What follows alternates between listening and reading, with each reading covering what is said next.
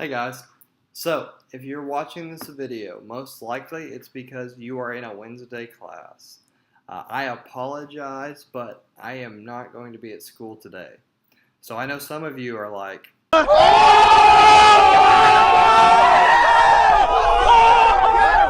and others of you are like,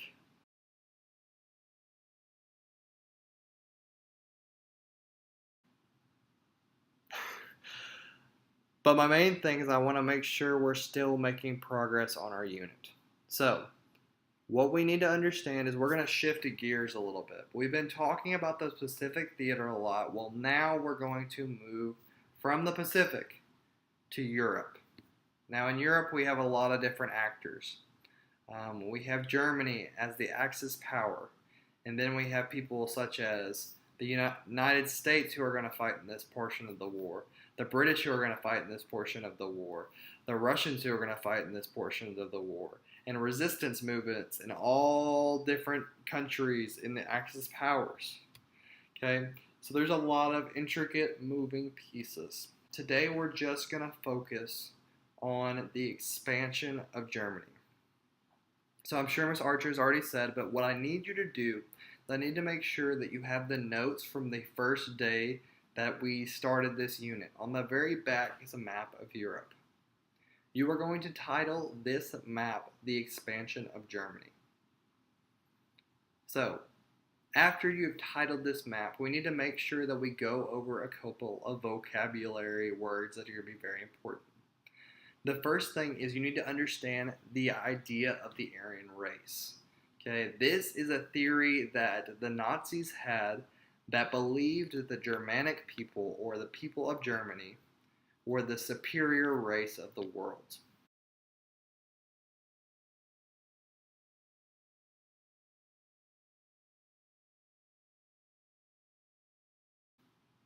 Now, central to this idea is that the Germanic people were not just in Germany at the time.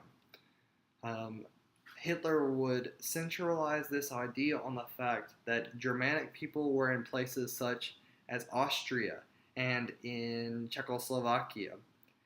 And so he needs his idea, his theory is going to centralize around uniting those individuals. So what Hitler does is he's going to twist the arm of Austria. And in 1938, he is going to march into Austria, and the German army, unopposed, is going to take Austria and annex Austria into Germany.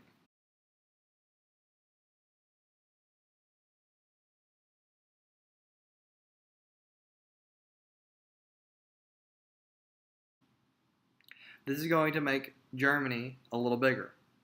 It's going to give them a little bit more goods and a little bit more population. So after that, what happens is the world's a little nervous. So what happens is we have the Munich Agreement.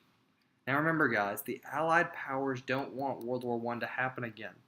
They believe that another war like that would be catastrophic.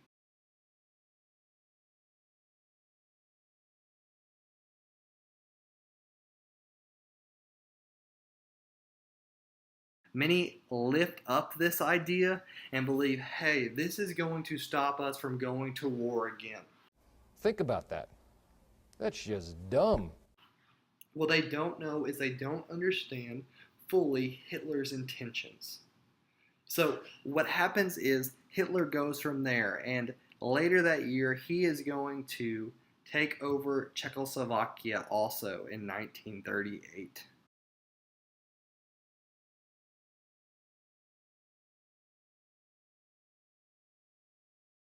After Germany takes over these two places, the world's a little bit on edge. People are starting to wonder what is going to happen with Germany. So the next thing we have is we have the Non-Aggression Act, which is going to be signed by Hitler and Stalin, the leader of Russia, in August 23rd, 1939. So central to this idea is that Germany and Russia are not going to attack each other.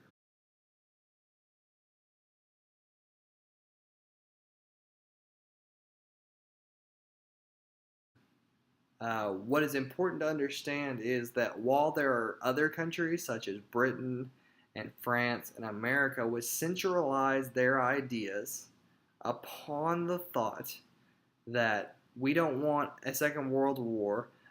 We are a democratic government with civilian leadership, not military leadership. Russia is completely different. The Soviet Union is led by Stalin, who is going to be in charge of the military as well as everything else.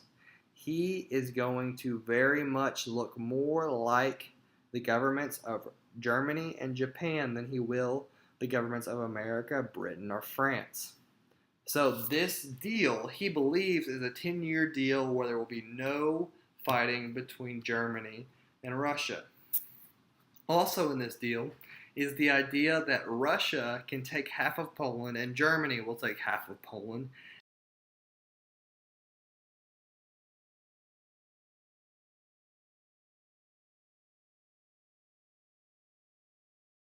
And they will have these areas to gain more land. What would happen is Germany would start expanding into this Eastern European area. And this is central to the idea of Lebensraum. Lebensraum, I know it's a very funny word. What it means is growing space.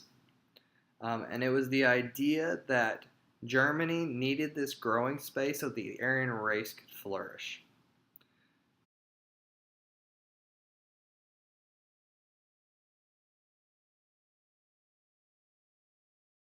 So, at the point whenever Hitler decides that he is going to take Poland in 1939, this is the point where the world powers decide it's time to go to war. Britain and France are going to declare war on Germany because Germany invaded Poland. This is going to be a very fascinating situation.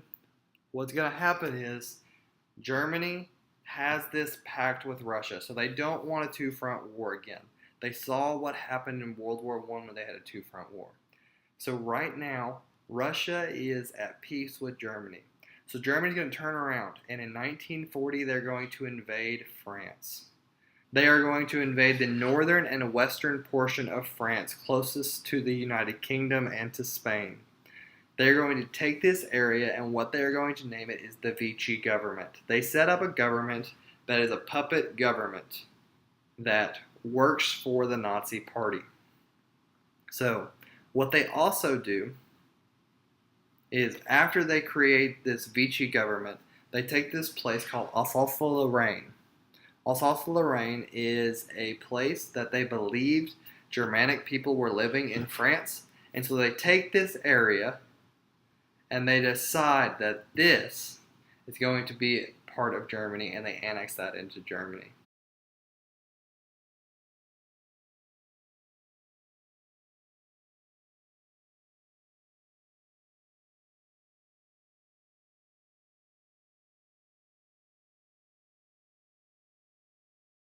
Now, after they've taken all this area, what they are going to do next is they are going to turn their sights on the Soviet Union.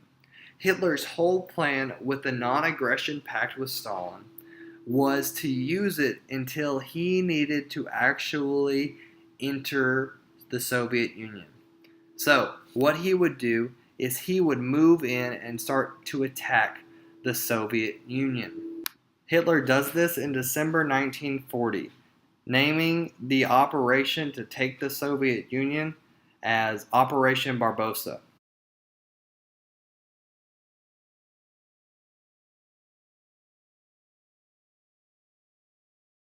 Now, Barbarossa is going to be central to the idea of taking and changing the war. So what I need you to do is make sure that you have everything on the map. Miss Archer's probably already walked you through it, so you should be good. But make sure that you're getting ready for your benchmarks to be done on Friday. You should have plenty of time because all you've done is just talk about German expansion to this point. I hope you have a great day, and if you have any questions for me, you can email me or talk to Miss Archer, and she will let me know any questions you may have. I hope you have a great day. Bye bye.